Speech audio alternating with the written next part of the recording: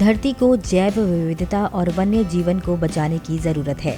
विश्व वन्य जीव दिवस पर प्रधानमंत्री नरेंद्र मोदी ने ये बातें कही।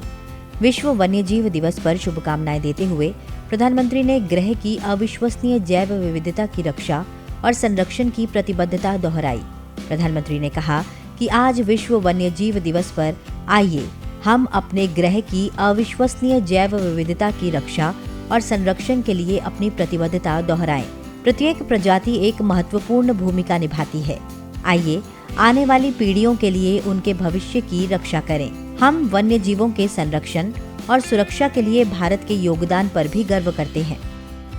प्रधानमंत्री नरेंद्र मोदी ने विश्व वन्य जीव दिवस के अवसर पर गुजरात के गिर राष्ट्रीय उद्यान और वन्य जीव अभयारण्य के ग्राउंड स्टाफ के साथ बातचीत की।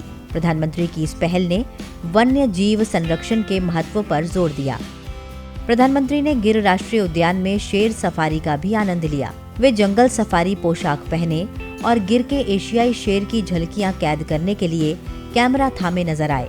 सोशल मीडिया प्लेटफॉर्म एक्स पर एक पोस्ट में प्रधानमंत्री ने वन्य जीव संरक्षण में गुजरात के मुख्यमंत्री के रूप में अपने काम को याद किया। प्रधानमंत्री ने सोशल मीडिया प्लेटफॉर्म एक्स पर लिखा, आज विश्व वन्य जीव दिवस पर गिर में सफारी पर गया, जो जैसा कि हम सब जानते हैं राजसी एशियाई शेरों का घर है।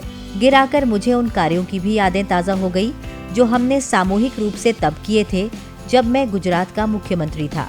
पिछले कई वर्षों में सामूहिक प्रयासों से यह सुनिश्चित हुआ है कि एशियाई शेरों की आबादी लगातार बढ़ रही है। एशियाई शेरों के आवास को संरक्षित करने में आदिवासी समुदायों और आसपास के क्षेत्रों की महिलाओं की भूमिका भी उतनी ही सराहनीय है। प्रधानमंत्री ने कहा, पिछले दशक में बाघों, तेंदुओं और गैंडों की आबादी में भी वृद्धि हुई है, जो दर्शाता है कि हम वन्य जीवों को कितना महत्व देते हैं और जानवरों के लिए स्थायी आवास बनाने के लिए काम कर रहे हैं। गिर नेशनल पार्क में एशियाई शेरों से जुड़े प्रोजेक्ट लॉयन के लिए केंद्र सरकार ने 2900 करोड़ रुपए आवंटित किए हैं। इस फंड से एशियाई शेरों के संरक्षण का काम किया जाएगा। अभी गुजरात के 9 जिलों और 53 तालुका में फैले करीब 30,000 किलोमीटर के इलाके में एशियाई शेर रहते हैं। जूनागढ़ जिले के न्यू पिपलिया में वन्य जीवों के लिए एक नेशनल रेफरल सेंटर भी बनाया जा रहा है। साथ ही गिर नेशनल पार्क में वन्य जीवों को ट्रैक करने के लिए मॉनिटरिंग सेंटर और अस्पताल भी बनाया गया है। राज्य सरकार ने इन राजसी जीवों के संरक्षण और अन्य वन्य जीव प्रजातियों की रक्षा के लिए पहल की है। इसके अतिरिक्त एक राष्ट्रीय परियोजना के हिस्से के रूप में जूनागढ़ जिले के न्यू पिपलिया में 20.24 हेक्टेयर से अधिक भूमि पर वन्य जीवों के लिए एक राष्ट्रीय रेफरल केंद्र स्थापित किया जा रहा है।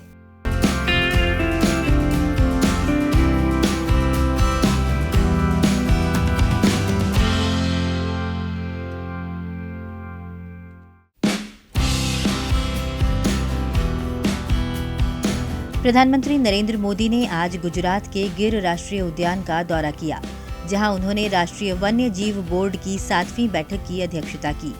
बैठक में विभिन्न पहलुओं की समीक्षा की गई। इसमें नए संरक्षित क्षेत्रों के निर्माण और project tiger, project elephant, project snow leopard जैसे प्रजाति विशिष्ट प्रमुख कार्यक्रमों में उपलब्धियों पर चर्चा की गई। बोर्ड ने डॉल्फिन और एशियाई शेरों के संरक्षण प्रयासों और अंतर्राष्ट्रीय बिग कैट्स अलायंस की स्थापना पर भी बातचीत की। बैठक के दौरान प्रधानमंत्री ने देश में पहली बार नदी में डॉल्फिन की संख्या का आकलन करने की रिपोर्ट जारी की, जिसमें कुल 6,327 डॉल्फिन होने का अनुमान लगाया गया। इस अग्रणी प्रयास में 8 राज्यों की 28 नदियों का सर्वेक्षण किया गया। उत्तर प्रदेश में सबसे अधिक संख्या दर्ज की गई। उसके बाद बिहार, पश्चिम बंगाल और असम का स्थान रहा। प्रधानमंत्री ने स्थानीय लोगों और ग्रामीणों की भागीदारी से डॉल्फिन संरक्षण के बारे में जागरूकता के महत्व पर जोर दिया।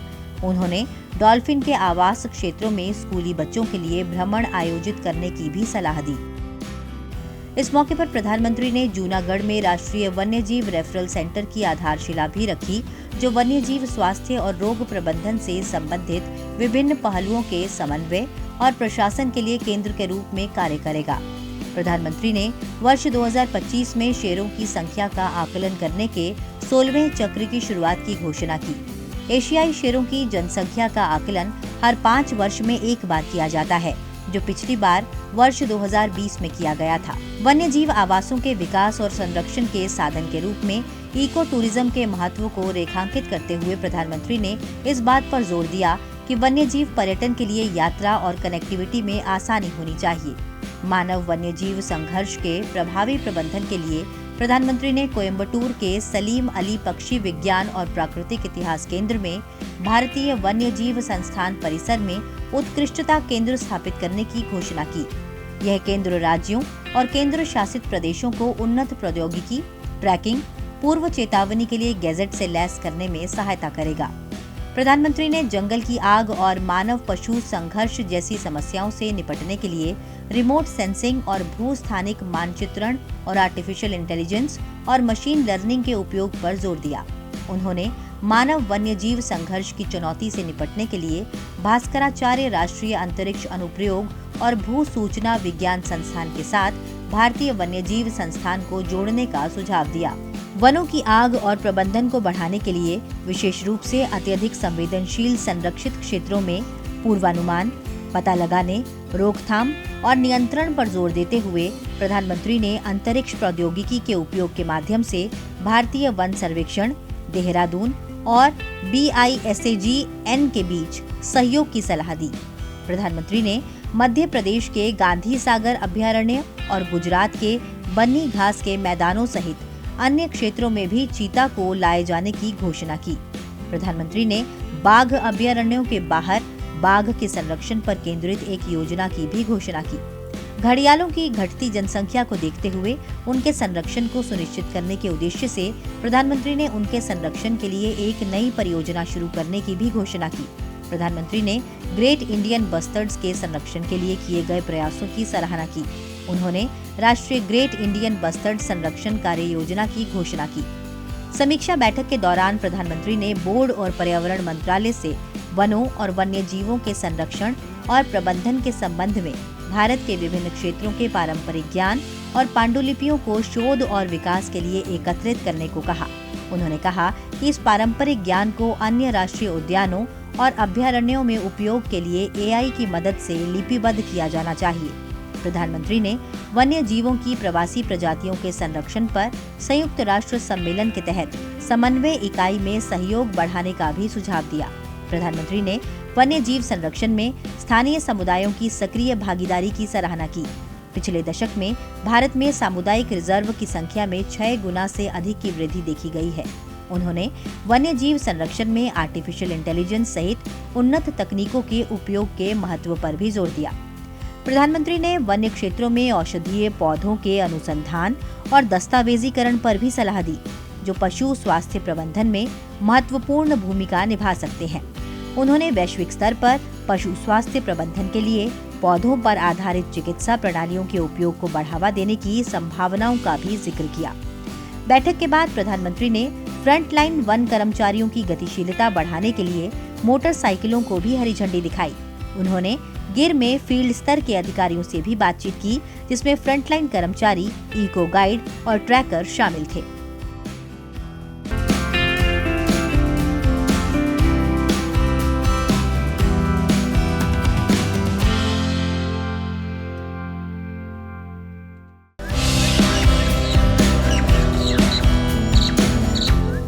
इंसानों की तरह वन्य जीवों का अपना अस्तित्व होता है।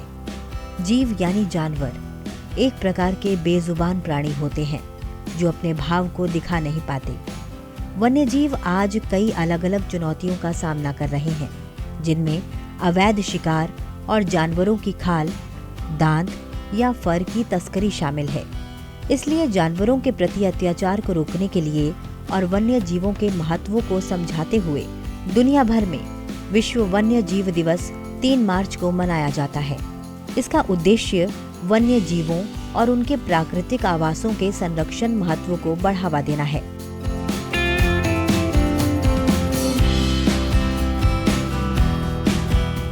वन्य जीव भोजन और स्वस्थ वातावरण प्रदान करके प्रकृति के संतुलन को बनाए रखने में अहम भूमिका निभाते हैं।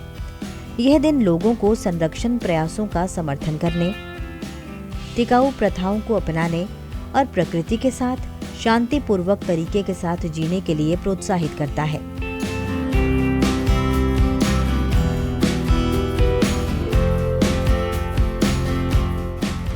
हर वर्ष विश्व वन्यजीव दिवस के लिए एक नई थीम रखी जाती है जो लोगों का ध्यान विशेष मुद्दों की ओर आकर्षित करती है। ऐसे में वर्ष 2025 के लिए विश्व वन्यजीव दिवस की थीम है वन्य जीव संरक्षण वित्त, लोगों और ग्रह में निवेश। इस थीम का उद्देश्य है लोगों को यह समझाना कि हमें आधुनिक तकनीक और डिजिटल साधनों का उपयोग करके वन्य जीव संरक्षण को और मजबूत बनाना चाहिए। यह प्रकृति और समुदायों दोनों के लिए एक स्थायी भविष्य सुनिश्चित करते हुए वन्य जीव संरक्षण को वित्त पोषित करने के बेहतर तरीके खोजने पर आधारित है। यह दिन हमें याद दिलाता है कि हम सभी पृथ्वी और यहाँ रहने वाले जानवरों से कैसे जुड़े हुए हैं। पर्यावरण संतुलन बनाए रखने, वन्य जीवों की सुरक्षा सुनिश्चित करने और उनके संरक्षण की दिशा में वैश्विक प्रयासों को बढ़ावा देना है। विश्व वन्यजीव दिवस हमें इस बात की याद दिलाता है कि वन्यजीव सिर्फ प्रकृति का हिस्सा नहीं है, बल्कि हमारे जीवन के लिए भी अनमोल है। यह दिन लोगों में वन्य जीवों के अस्तित्व को बचाने और उनके संरक्षण के लिए वैश्विक जागरूकता फैलाने का अवसर प्रदान करता है। संयुक्त राष्ट्र द्वारा 2013 में इसकी शुरुआत की गई थी और तब से यह हर वर्ष मनाया जा रहा है। इस दिन को मनाने का मुख्य उद्देश्य वन्य जीवों की रक्षा करना और प्राकृतिक संतुलन बनाए रखना है। विश्व वन्यजीव दिवस वन्य जीवों और उनके प्राकृतिक आवासों के संरक्षण के महत्व को बढ़ावा देने के लिए मनाया जाता है। यह दिन हमें वन्य जीवों के लिए सुरक्षित वातावरण बनाने और उनके अस्तित्व को बचाने की आवश्यकता की याद दिलाता है। साथ ही यह जागरूकता फैलाने और संरक्षण प्रयासों को बढ़ावा देने में मदद करता है। वन्यजीव हमारे जीवन के लिए बहुत अधिक महत्वपूर्ण है। इनसे हमें भोजन और औषधियों के अलावा भी अनेक प्रकार के फायदे मिलते हैं। इसके अलावा वन्यजीव जलवायु को संतुलित रखने में भी सहायता करते हैं। दुनिया भर में जीव जंतुओं और वनस्पतियों की अनेक प्रजातियां धीरे धीरे लुप्त होती जा रही हैं। भारत में इस वक्त 900 से भी ज्यादा जीवों की प्रजातियां खतरे में हैं। समय रहते इस ओर ध्यान न दिया गया तो स्थिति और भी खतरनाक हो सकती है। संयुक्त राष्ट्र के मुताबिक बढ़ती पर्यावरणीय चुनौतियों की वजह से 10 लाख से ज्यादा वन्यजीव प्रजातियां विलुप्त होने के खतरे में हैं। विश्व वन्यजीव दिवस एक महत्वपूर्ण दिन है। भारत जैविक विविधता का अनूठा संगम है। प्राकृतिक आवास नष्ट होने, पर्यावरणीय चुनौतियां, प्राकृतिक आपदा, अवैध शिकार, रेल, सड़क और कई हादसों में जंगली जीवों की मौतों के बीच वन्य जीवों की संख्या में सुधार होता दिख रहा है। इसके संरक्षण, सुरक्षा, पुनर्वास सहित अन्य पहलुओं पर काम किया जा रहा है। वन्य जीवों के संरक्षण के लिए कई कदम उठाए जा रहे हैं, जैसे वन्य जीव संरक्षण कानूनों को सख्त बनाना, राष्ट्रीय पार्क और अभयारण्यों की स्थापना और अवैध शिकार को रोकने के लिए निगरानी बढ़ाना। इसके अलावा जागरूकता कार्यक्रमों और शिक्षा अभियानों के माध्यम से भी वन्य जीवों के संरक्षण के प्रति समाज को जागरूक किया जा रहा है। भारत ने वन्य जीवों के संरक्षण के लिए कई महत्वपूर्ण कदम उठाए हैं, जैसे प्रोजेक्ट टाइगर और प्रोजेक्ट एलिफेंट जैसे राष्ट्रीय प्रोजेक्ट्स की शुरुआत। भारत में राष्ट्रीय पार्क, वन्यजीव अभयारण्य और बायोस्फीयर रिजर्व की बड़ी संख्या है। इसके अलावा भारत साइट्स और अन्य राष्ट्रीय संरक्षण समझौतों का पालन करता है। विश्व वन्यजीव दिवस की शुरुआत वर्ष 2013 में संयुक्त राष्ट्र द्वारा की गई थी। यह दिन 3 मार्च को मनाया जाता है क्योंकि इसी दिन 1973 में अंतर्राष्ट्रीय व्यापार पर समझौता हुआ, जो लुप्तप्राय वन्यजीवों और पौधों की प्रजातियों के संरक्षण से संबंधित है, जो वन्यजीवों और पौधों के संरक्षण के लिए महत्वपूर्ण था। इसके लिए थाईलैंड ने वन्यजीव संरक्षण के बारे में जागरूकता बढ़ाने के लिए एक दिन समर्पित करने का प्रस्ताव रखा था। फिर 20 दिसंबर 2013 को संयुक्त राष्ट्र महासभा ने आधिकारिक तौर पर 3 मार्च को विश्व वन्यजीव दिवस के रूप में घोषित कर दिया। विश्व वन्यजीव दिवस पहली बार वर्ष 2014 में मनाया गया था। अब सवाल ये उठता है कि आखिर 3 मार्च को ही यह तारीख क्यों चुनी गई? वर्ष 1973 में उसी दिन वन्यजीवों और वनस्पतियों की लुप्तप्राय प्रजातियों में अंतर्राष्ट्रीय व्यापार पर कन्वेंशन पर हस्ताक्षर किए गए थे। साइट्स एक वैश्विक समझौता है जिसमें यह सुनिश्चित किया जाता है कि अंतर्राष्ट्रीय वन्यजीव व्यापार से जानवरों और पौधों की प्रजातियों के अस्तित्व को खतरा न हो। विश्व वन्यजीव दिवस को मनाने का मकसद बहुत ही साफ है कि दुनिया भर में जिस भी वजहों से वन्यजीव और वनस्पतियां लुप्त हो रही हैं, उन्हें बचाने के तरीकों पर काम करना। पृथ्वी की जैव विविधता को बनाए रखने के लिए वनस्पतियां और जीव जंतु बहुत जरूरी हैं, लेकिन पर्यावरण के असंतुलन और तरह तरह के एक्सपेरिमेंट से बहुत सारे जीव और वनस्पतियों का अस्तित्व खतरे में है।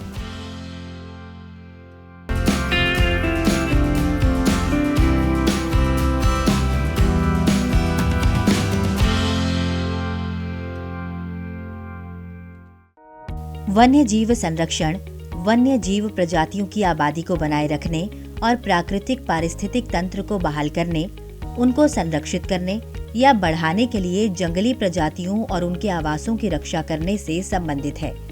वन और वन्य जीव संरक्षण महत्वपूर्ण है क्योंकि यह खाद्य श्रृंखला को बनाए रखने में मदद करता है, जो जीवन के लिए आवश्यक है। साथ ही हमारे इकोसिस्टम में संतुलन बनाकर रखता है, जिससे प्रकृति में स्थिरता बनी रहती है। भारत एक ऐसा देश है जो बाघों, शेरों, हाथियों, गैंडों और कई अन्य वन्यजीव प्रजातियों की एक अविश्वसनीय श्रृंखला से समृद्ध है। वन और वन्य जीवों का संरक्षण और प्रबंधन मुख्य रूप से राज्य सरकारों की जिम्मेदारी है, लेकिन इसमें केंद्र सरकार की ओर से भी मदद और सहयोग दिया जाता है। भारत ने वन्यजीव संरक्षण की दिशा में महत्वपूर्ण प्रयास किए हैं। देश ने वन्यजीव आवासों की रक्षा के लिए राष्ट्रीय उद्यानों, वन्यजीव अभयारण्यों और बायोस्फीयर रिजर्व का एक नेटवर्क स्थापित किया है। वर्तमान में इस नेटवर्क में 106 राष्ट्रीय उद्यान, 573 वन्यजीव अभयारण्य, 123 कंजर्वेशन रिजर्व और 220 कम्युनिटी रिजर्व हैं, जो 1,78,640 वर्ग किलोमीटर से अधिक क्षेत्र को कवर करते हैं। पूर्वोत्तर क्षेत्र में 59 वन्यजीव अभयारण्य, 17 राष्ट्रीय उद्यान, 1 कंजर्वेशन रिजर्व और 134 कम्युनिटी रिजर्व हैं। भारत में 106 मौजूदा राष्ट्रीय उद्यान हैं, जो करीब 44,403 वर्ग किलोमीटर के क्षेत्र को कवर करते हैं, जो देश के भौगोलिक क्षेत्र का 1.35% है। इसके अलावा संरक्षित क्षेत्र नेटवर्क रिपोर्ट में 16,608 वर्ग किलोमीटर के क्षेत्र को कवर करने वाले 75 राष्ट्रीय उद्यान प्रस्तावित हैं। राष्ट्रीय वन्यजीव डेटाबेस केंद्र के नवंबर 2023 के आंकड़ों के मुताबिक भारत में 573 मौजूदा वन्यजीव अभयारण्य हैं, जो 1,23,762.56 वर्ग किलोमीटर के क्षेत्र को कवर करते हैं, जो देश के भौगोलिक क्षेत्र का 3.76% है। वहीं कंजर्वेशन क्षेत्र नेटवर्क रिपोर्ट के अनुसार 16,829 वर्ग किलोमीटर के क्षेत्र को कवर करते हुए अन्य 218 अभयारण्य प्रस्तावित हैं। भारत में 123 मौजूदा कंजर्वेशन रिजर्व हैं, जो 5,548.75 वर्ग किलोमीटर के क्षेत्र को कवर करते हैं, जो देश के भौगोलिक क्षेत्र का 0.17% है। भारत में 220 मौजूदा सामुदायिक रिजर्व हैं, जो 1,455.16 वर्ग किलोमीटर के क्षेत्र को कवर करते हैं, जो देश के भौगोलिक क्षेत्र का 0.04% है। राष्ट्रीय बाघ संरक्षण प्राधिकरण की सलाह पर वन्य जीव संरक्षण अधिनियम 1972 के तहत बाघ अभयारण्य अधिसूचित किए गए हैं। देश में बाघ अभयारण्य की संख्या 57 हो गई है। बाघ अभयारण्य नेटवर्क के अंतर्गत क्षेत्रफल अब 82,836.45 वर्ग किलोमीटर है, जो देश के कुल भौगोलिक क्षेत्रफल का लगभग 2.5% है। देश के वन और वन्यजीव संसाधनों के संरक्षण और प्रबंधन के लिए विभिन्न कानून मौजूद हैं, जिसमें भारतीय वन अधिनियम 1927, वन संरक्षण एवं संवर्धन अधिनियम 1980, वन्यजीव संरक्षण अधिनियम 1972 और राज्य वन अधिनियम, वृक्ष संरक्षण अधिनियम और नियम शामिल हैं। केंद्र सरकार वन्यजीव आवासों का एकीकृत विकास प्रोजेक्ट टाइगर और हाथी, वन अग्नि रोकथाम और प्रबंधन, ग्रीन इंडिया मिशन, नगर वन योजना, साथ ही कैंपा फंड के माध्यम से वनों और वन्य जीवों के संरक्षण और सुरक्षा में राज्यों और केंद्र शासित प्रदेशों के लक्षित प्रयासों का भी समर्थन करता है।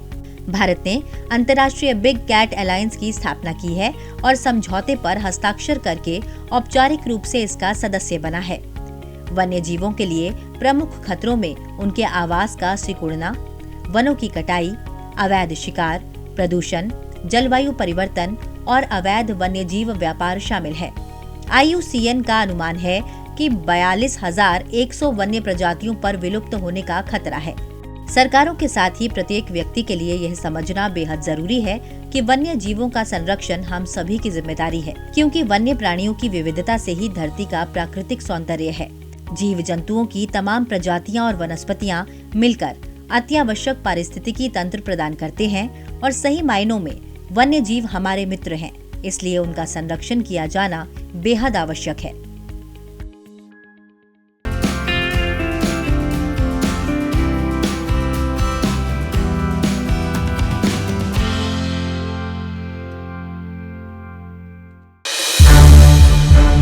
संसद टीवी के और भी प्रोग्राम्स देखने के लिए सब्सक्राइब करें हमारा YouTube चैनल और हाँ, इन्हें लाइक और शेयर करना ना भूलें।